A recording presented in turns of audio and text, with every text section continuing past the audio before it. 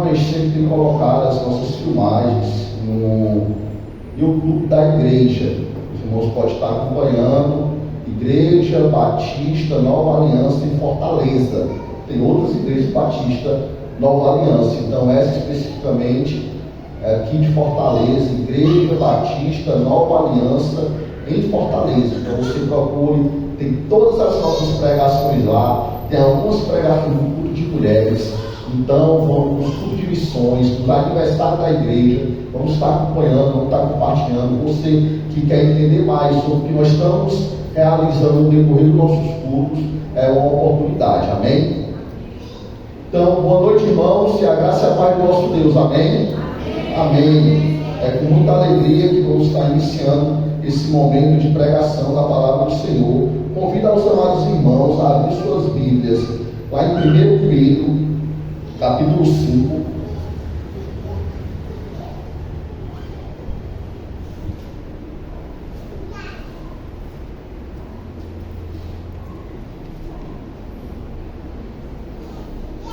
Vamos estar lendo do verso 1 ao 7. Hoje eu quero estar aplicando o texto em si, falando um pouco mais sobre o desenvolvimento espiritual que temos que ter como crentes em Cristo Jesus. Uma experiência pessoal com Cristo nos proporciona um desejo de agradar a Deus. Observar aí a colocação, uma experiência pessoal com Cristo, quando o Senhor te chama, quando tu reconhece que Ele é o único e suficiente Salvador de tua vida, tu passa a ter um desejo em querer agradar a Ele. Então, a experiência pessoal com Cristo tem que nos proporcionar um desejo de agradar a Cristo. Esse é o nosso foco maior, esse é o papel da nossa vida como crentes em Cristo Jesus, como pessoas em Cristo Jesus. Aqui em 1 Pedro, capítulo 5, do verso 1 ao 7, nos diz assim: aos presbíteros que há entre vocês, eu, presbítero como eles, testemunho do sofrimento de Cristo e ainda coparticipante da glória que há de ser revelada, peço que pastoreie o rebanho de Deus que há entre vocês, não por obrigação, mas espontaneamente, como Deus quer, não por ganância, mas de boa vontade, não como dominadores dos que lhes foram confiados, mas sendo exemplo para o rebanho. E quando o Supremo Pastor se manifestar, vocês receberão a coroa da glória, que nunca perde o seu brilho.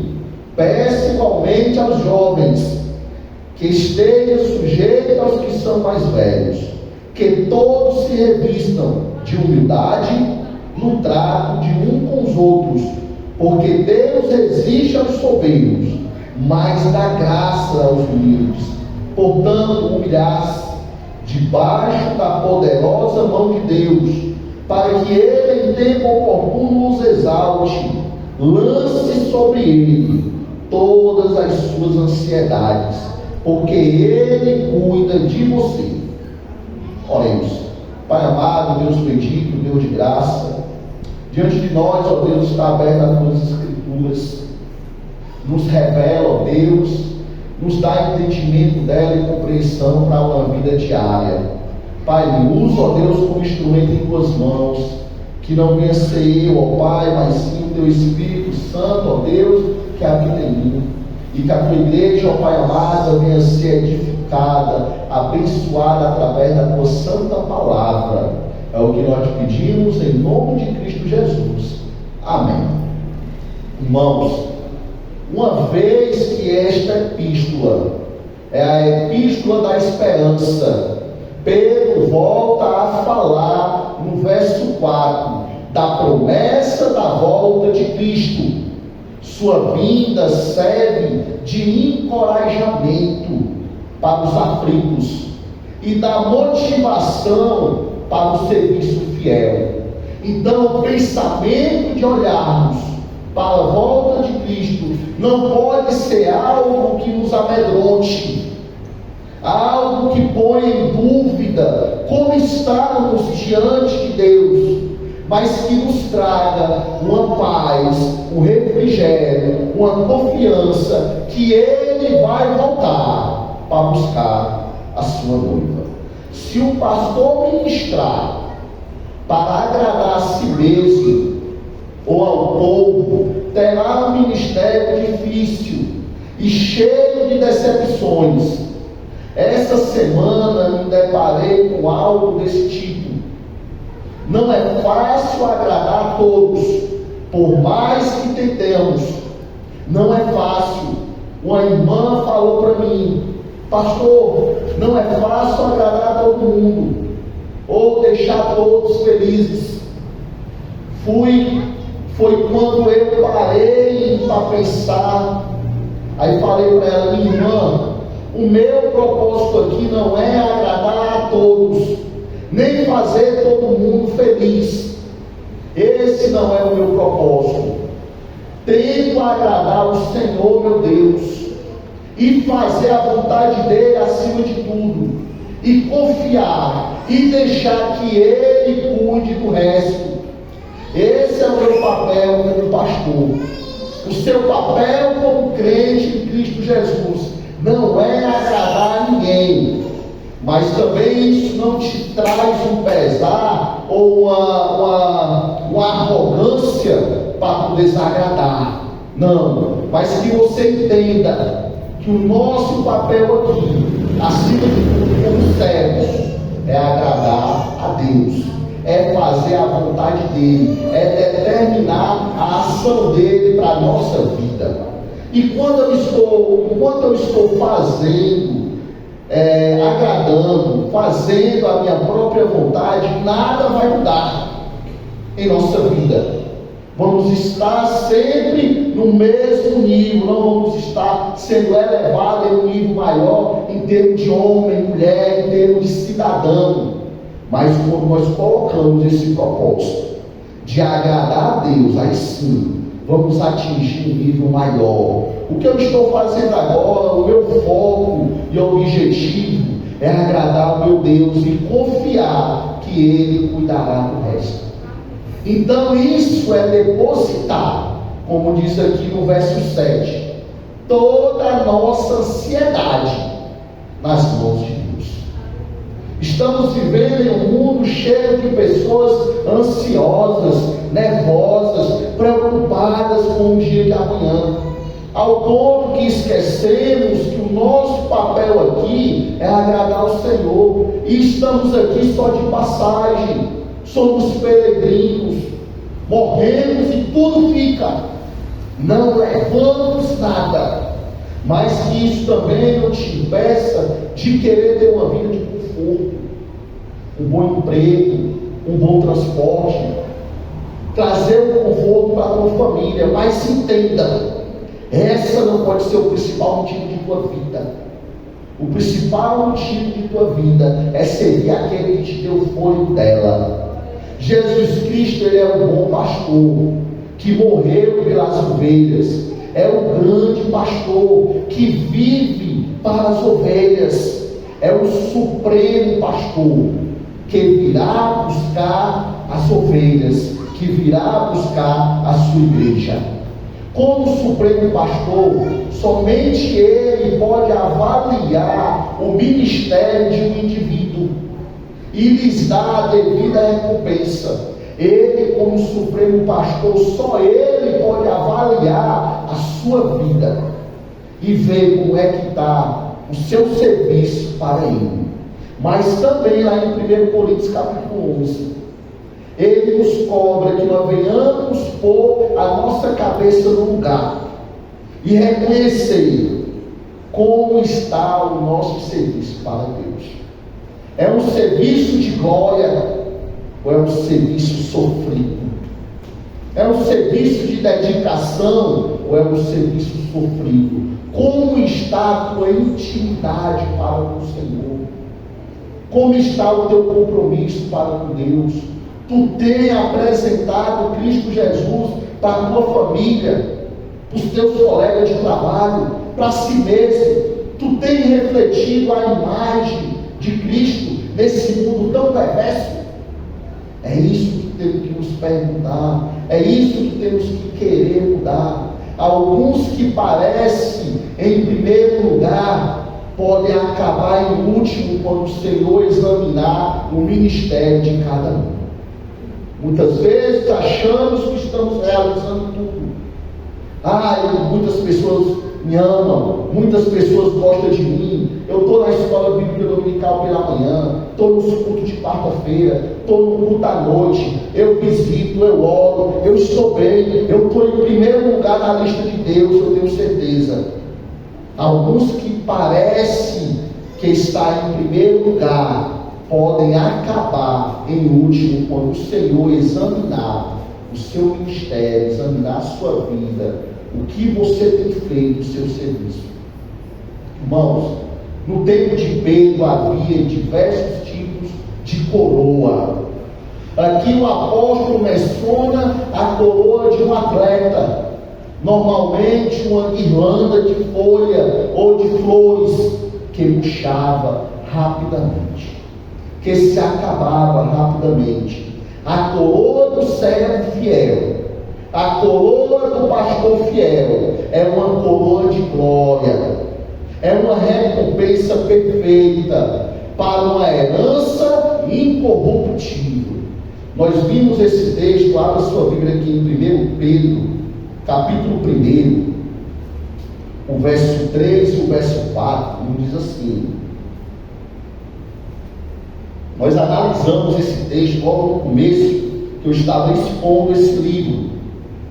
Bendito seja o Deus e Pai de nosso Senhor Jesus Cristo, que segundo a sua grande misericórdia, nos regenerou para uma viva o quê?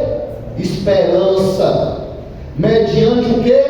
A ressurreição de Jesus Cristo dentre os mortos. Para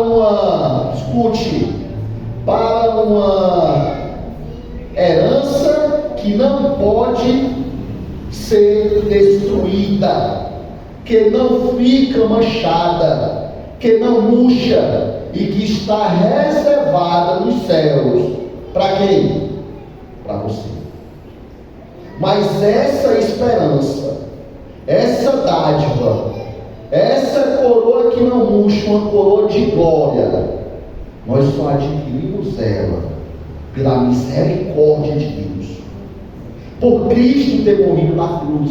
Não é benefício meu ou seu, não é um privilégio seu. Eu sou melhor, eu estou tirando o primeiro lugar. Não é mérito algum teu, é de Cristo Jesus. Todo mérito é dele. Então, por que corremos tanto atrás de agradar os outros, de abraçar o mundo e nos distanciarmos daquele que nos deu o fôlego da vida? Porque corremos tanto atrás do nosso próprio benefício e esquecemos que o nosso papel aqui é servir a Deus acima de tudo. Hoje um obreiro cristão pode trabalhar visando vários tipos de recompensa. Alguns se empenham para construir um império pessoal, enquanto outros se esforçam para receber o louvor dos homens, a palminha nas costas dos homens. Outros ainda desejam ser promovido de cargo dentro da empresa que trabalha, ou até mesmo dentro da sua denominação que serve. Isso aí são conquistas pessoais que não vai te elevar a um nível nenhum diante de Deus. Isso é ganância humana. E um dia todas essas coisas desaparecerão. Todas essas coisas se acabarão. A única recompensa que devemos nos esforçar para obter é quando o Senhor disser: muito bom, servo bom e fiel, pelo seu serviço. Muito bem, servo bom e fiel, pelo teu desempenho para a minha obra. Irmãos, para a glória de Deus, nunca pensei e nem quero estar agradando ninguém. Sempre imaginei que um dia prestarei conta, tanto do que eu prego, do que eu vivo, do que eu cuido, do que eu cultivo para Deus. Não é para homem, não é para o Papa, não é para o rei humano, não é para presidente, mas é para aquele que me deu a vida no estalar de Deus e o sopro, e que pode tirar um piscar de olhos. Não tema aquilo que o mundo tenta fazer contra você, nem a homem nenhum, mas tema aquele que pode te matar o teu corpo físico e jogar o teu espírito no inferno. É esse que temos que ter. Aí sim, vamos entender, quando aprendermos a olhar para o autor e consumador da nossa fé, aí sim receberemos do Salvador a coroa incorruptível de glória que acompanha uma vida eterna, uma vida que não se acaba. Que alegria enorme será colocar essa coroa aos pés do Senhor e reconhecer que tudo o que fizemos foi para a sua graça e para a sua glória. Apresentar a Deus e dizer: Pai, foi para ti. Quando olharmos para Jesus face a face, não teremos desejo algum de receber glória pessoal, não, mas nos prostraremos aos seus pés, e o poder de Deus sobre mim e sobre nós poderemos dizer: tudo foi para ti, meu Senhor, tudo foi para a tua glória, Deus meu e Rei meu. Não tem privilégio maior. É triste lembrarmos de onde vem todos os fracassos de nossas vidas, das igrejas. Todas as quedas das igrejas não é de fora para dentro, não, é de dentro para fora. Infelizmente, de onde vem todo o fracasso de nossa vida, não é ninguém que está tentando te prejudicar lá fora. Comece em nós mesmos. Comece em nós mesmos. É triste lembrar que de onde vem todos os fracassos das igrejas, todas as quedas das igrejas, não é de fora para dentro, mas é de dentro da igreja, dos irmãos, da liderança. Infelizmente, as divisões acontecem aqui entre nós. As divisões acontecem aqui entre nós. As intrigas acontecem aqui. A falta de amizade acontece aqui. A falta de compromisso com as coisas de Deus acontece aqui. E isso delibera e pesa e sobressai em toda uma vida pessoal. É por isso que o mundo está do jeito que está, corrupto, cego, surdo para as coisas de Deus. E isso ataca a tua família ao ponto de apodrecer o teu elo de família, o teu crescimento, o teu desenvolvimento. É por isso que os nossos jovens têm morrido com 13, 12, 14, 15 anos, desenvolvido por droga. Oh Jesus, por maior ou menor que seja a congregação, que seja a igreja, os líderes precisam ser cristãos, ou os membros precisam ser pessoas doutrinadas biblicamente, e que amem a palavra de Deus, que amem a igreja, que amem a Cristo acima de tudo, para poder amar as pessoas. Não vamos conseguir amar ninguém, nem desenvolver o papel de pai ou mãe, de responsável pela família, se não cultivarmos um elo de comunhão para com o Senhor. Nunca fracassaremos. Pelas nossas próprias forças não conseguiremos vencer, porque somos fracos e pecadores. Necessitamos da comunhão do Senhor, do Espírito Santo, da graça de Deus. Cada membro precisa ter um relacionamento pessoal com Cristo. Uma preocupação com o povo de Deus é um desejo real de agradar Jesus Cristo acima de tudo. Então, a preocupação que temos com a nossa família, com a igreja, com a nossa vida pessoal, sempre tem que nos levar a agradar a Deus. A Deus. Quando você coloca Deus em primeiro lugar na tua vida, tua família desenvolve. Tu vai ver uma mulher amorosa, compromissada.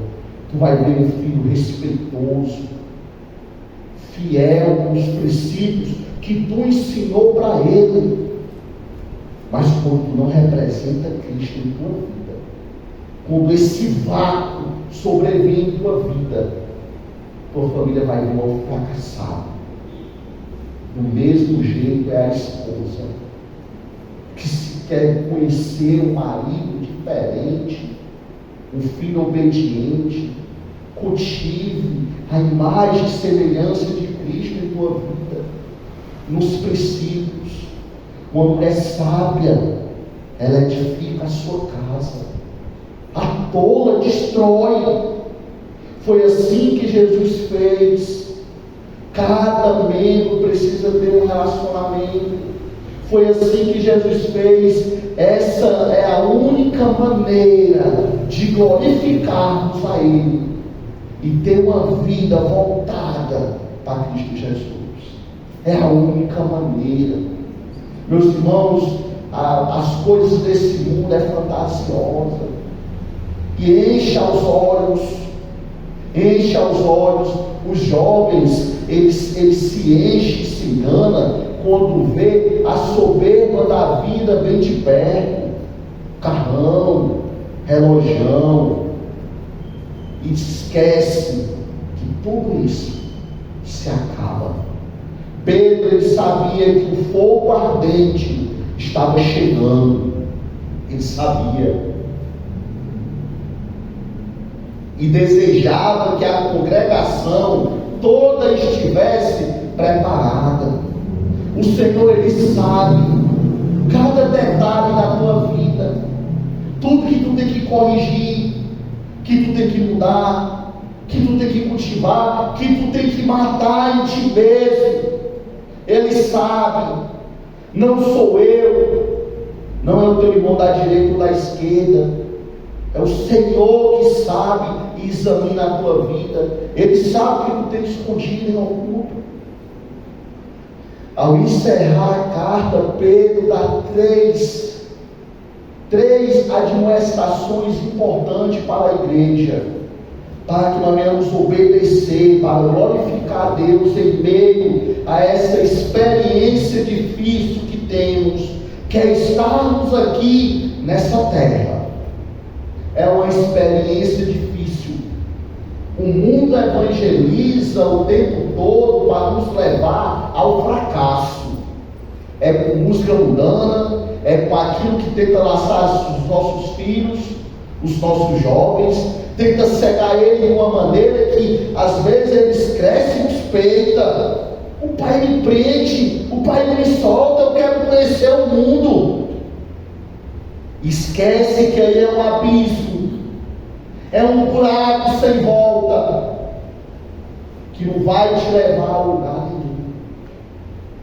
Então aqui Pedro, ele trabalha em meio a essa experiência difícil que temos vivido aqui nesse mundo terreno, algumas admoestações para seguirmos, não só como crentes em Cristo Jesus,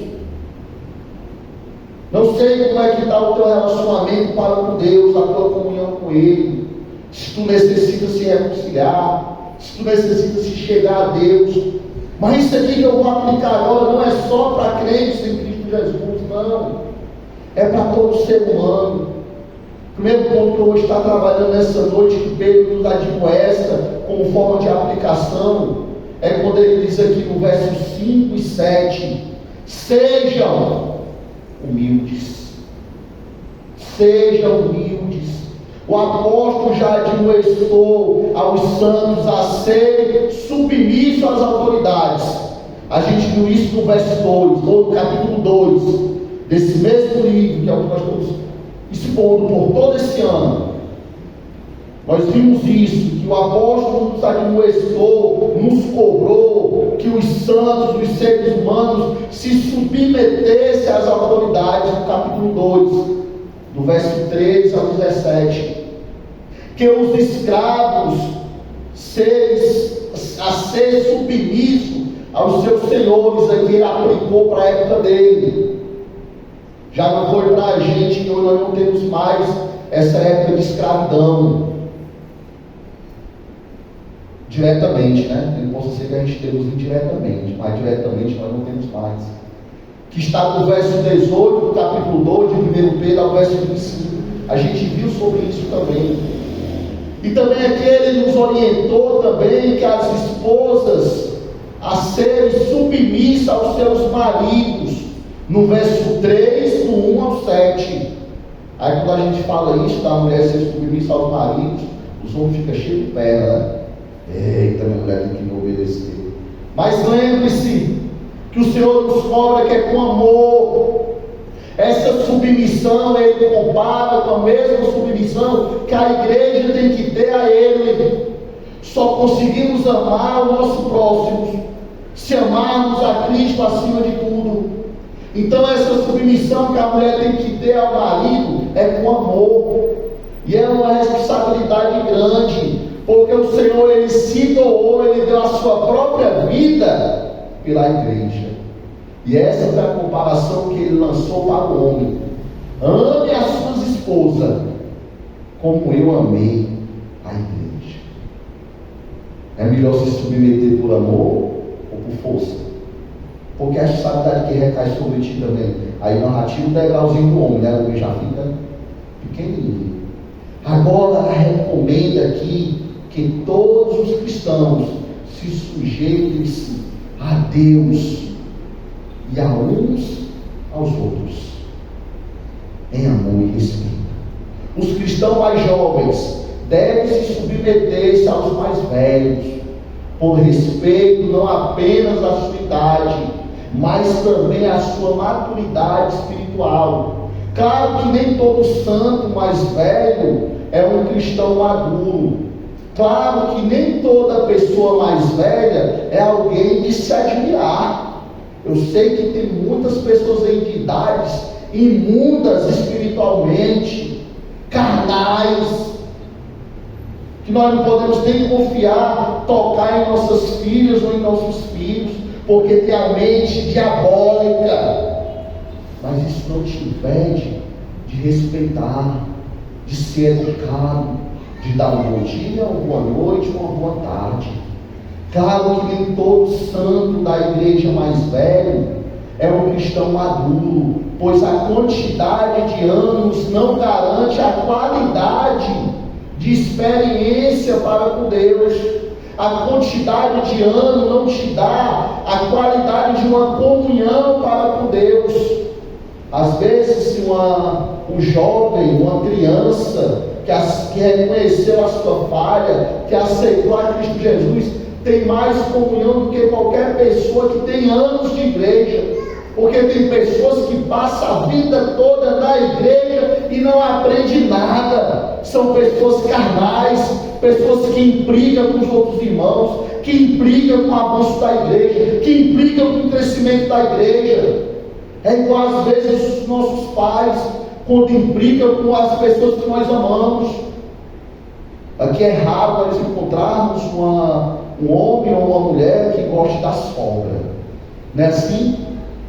Porque é a primeira cruz que Deus nos coloca. Infelizmente, mas é. Porque ela quer que tu cuide do filho dela como ela cuidou.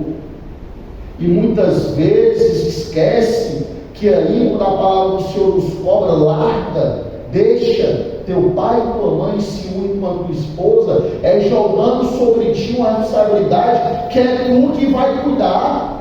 Não é a tua mulher que está levando outra criança para cuidar da casa, não. Outra criança que vai ter que estar recolhendo toalha, dando descarga na privada, que a gente até comentou sobre isso na nossa escola bíblica. Não. E também a esposa também não vem achar que o marido dela é aquele que vai escutar todos os mimimi dela. Toda coisinha, tu não fez isso hoje, tu não me levou minha água, tu não pediu minha toalha, tu não deu. Minha irmã, o amor é para ser vivido a dois, não é a um. O elogio ele tem que ir e voltar. Você abre uma planta porque ela vai te trazer graça. Se é uma planta que não te traz tudo, mas ela vai te soltar uma flor linda e tu vai olhar, olha que coisa linda, aguei por todo ano. E ela me deu essa flor. Olha, aguei por todo ano e hoje eu vou tomar o chá dela. Olha, aguei por todo ano e hoje eu vou comer o fruto dela. É assim. É algo que vai e volta. Então, claro que nem todo santo mais velho é um cristão maduro. Não se trata de sujeição, mas que os membros mais velhos controlem a igreja. Não se trata de uma questão para que os membros mais velhos controlem a igreja, ou tentem controlar o pastor por ser um pastor jovem, de idade, não de sabedoria ministerial. Eu já passei por isso. Eu sou meio acabado assim na aparência, mas eu só tenho 37 anos. 37 anos. Já me deparei com pessoas que olhavam para mim e diziam: pastor, eu só tenho 37 anos. Seja que não ensinar umas coisas aqui de igreja. E eu, irmão, de igreja? Pastor, só tem que fazer assim, assim, assim. Aí eu olhar assim, eu soltar aquele sorriso, é muito interessante. Deus nos consagra, nos prepara, derrama a sua graça sobre minha vida. E a irmã, porque tem 40 ou 50 anos, 30 anos ou 20 anos mais velho que eu, vem me ensinar. Irmã, a idade não determina a tua sabedoria ministerial ou a tua comunhão para com Deus. Não. Muitas vezes há uma guerra de geração dentro da igreja, uma guerra de tempo. Menos que tem mais tempo na mesma igreja, tem a tendência de achar que entende de tudo da igreja e querem se tornar donos da igreja. O pastor também, muitas vezes, por ter tempo de igreja, acha que é o tutor da verdade. Não. A humildade tem que vir em teu coração quando for para tu crescer para com Deus. Já várias vezes, a irmã chegou para mim: pastor, o senhor poderia ter agido dessa forma. E eu disse: irmã tem razão, mas não se preocupe, que eu aprendi com o senhor fala. É você reconhecer que o que te eleva diante de Deus é a posição que Ele te coloca. Quando tu é colocado em uma posição alta, maior cobrança haverá sobre ti. Bote isso na tua cabeça. Quando tu se torna o atalaia da tua casa, o homem da tua casa, o pai, maior cobrança haverá sobre ti. O esposo, a esposa, maior cobrança haverá sobre ti. Não quando tu está só, que só tu tem que se submeter aos teus pais. Não, é tu e eles que vão estar tomando decisão por ti, eles que vão estar agindo por ti. Mas quando tu sai da casa de pai e diz: agora eu vou construir a minha família, maior cobrança haverá sobre ti. O que acontece é que os mais velhos resistem às mudanças, enquanto os mais jovens resistem aos mais velhos, e termina gerando conflito dentro da igreja. barreiras dentro da igreja. Isso não é diferente nos nossos lares. Aqui eu vou mostrar 2 soluções a respeito disso.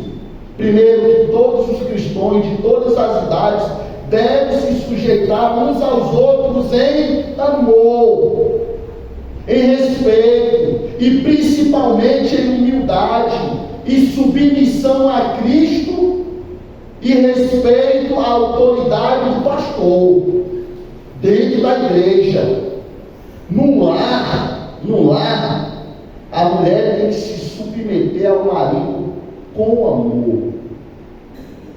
Com amor, essa submissão tem que ser com amor.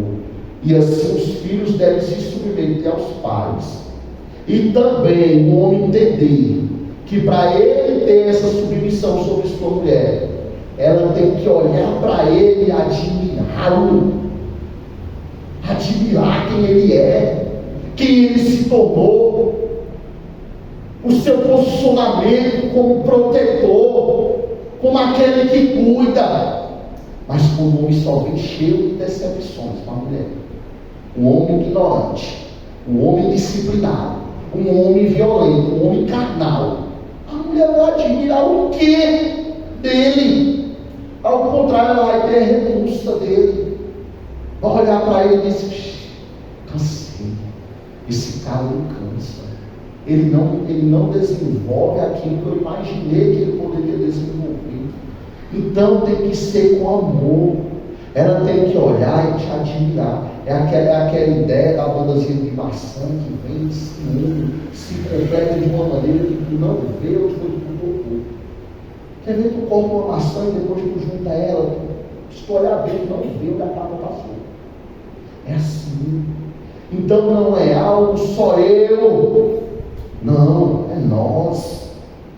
A igreja não funciona só com o pastor ou com os diáconos, não, é nós, para a glória de Deus, é nós. Em segundo lugar, todos devem se sujeitar-se a Deus. A resposta ao conflito, cingimos com toda humildade. Essa ideia de cingimos é aquela ideia de tu pegar um manto, uma toalha e se cobrir. Ou tu pegar um balde d'água e se molhar por completo, né? Tu pegar só aquele bichinho que o pessoal bota para água a planta e molha de um lado, molha do outro. Não, é tu se cobrir verdadeiramente com humildade. Aí vamos fazer aquilo que o nosso Senhor Jesus fez: colocou de lado o seu manto, cingiu-se de uma toalha para se tornar servo. Cada um de nós deve ter uma atitude de servo, ministrando a outro. Lembra que foi o que o Senhor fez? A verdadeira humildade que foi que ele fez. Ele, como rei, como Deus, cingiu-se de uma toalha, colocou em seu ombro, pegou uma bacia e um jarro e saiu lavando os pés dos seus discípulos. Como está teu coração de humildade? Tu tem essa capacidade de fazer isso hoje? Faça essa análise. Tu tem algo em teu coração que te proporciona. Eu não estou falando aqui de aparência, não, porque é muito fácil viver de aparência. É muito fácil. Tinha um patrão meu que dizia assim: Adriano, sabe o que é que determina o valor que tu compra? É de como tu anda. Aí eu: mas como assim, Vicente? Ele dizia: doutor Vicente, se tu usar um relógio falso, tu tem que comprar na pior loja que tem. Mas se tu descer de um Corolla ou de uma Lamborghini, todo mundo vai olhar e vai dizer que é original. Eita, o carro desse tamanho, esse relógio aí foi milhões, relógio de R$5. Mas se tu usar um Rolex original de 70 milhões e tu descer de uma motinha, de um Celtinha ou de um ônibus, todo mundo vai olhar e dizer: olha, a besta está usando um relógio bem falso. Viver de aparência é fácil. Viver de aparência é fácil. Mas como está o teu coração? O teu coração está preparado para verdadeiramente se cingir com uma toalha, pregar o balde, descer do teu pedestal de orgulho, do teu pedestal de arrogância, de tu reconhecer diante da tua mulher, ou tua mulher reconhecer diante de ti? Amor, vivi esse tempo todo cego, não olhava para ti, me perdoa, me ensina a te admirar. Como está o nosso coração para com Deus? Como está? Não se trata de rebaixar-se, nem de ter uma imagem negativa de si mesmo, mas sim de sequer pensar em si mesmo, é pensar no próximo e pensar acima de tudo em Cristo Jesus. Não é possível se sujeitar uns aos outros sem antes se sujeitar a Deus. É impossível tu amar. Nós amamos porque Deus nos amou primeiro. Nós entendemos o sentido do amor porque o Espírito Santo de Deus repousa sobre nós. É por isso que tem tanta maldade no mundo, porque eles não têm a ação do Espírito que nós temos. Irmãos, para encerrar, a verdadeira humildade está descrita lá em Filipenses. Abra comigo lá em Filipenses, capítulo 2.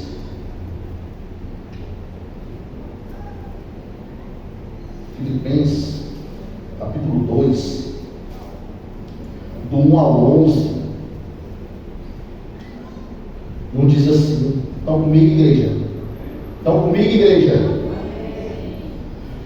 Não diz assim: portanto, se existe alguma exortação em Cristo, alguma consolação de amor, alguma comunhão do Espírito, se há profundo afeto e sentimento de compaixão, então completem a minha alegria, tendo o mesmo modo de pensar, tendo o mesmo amor, sendo unidos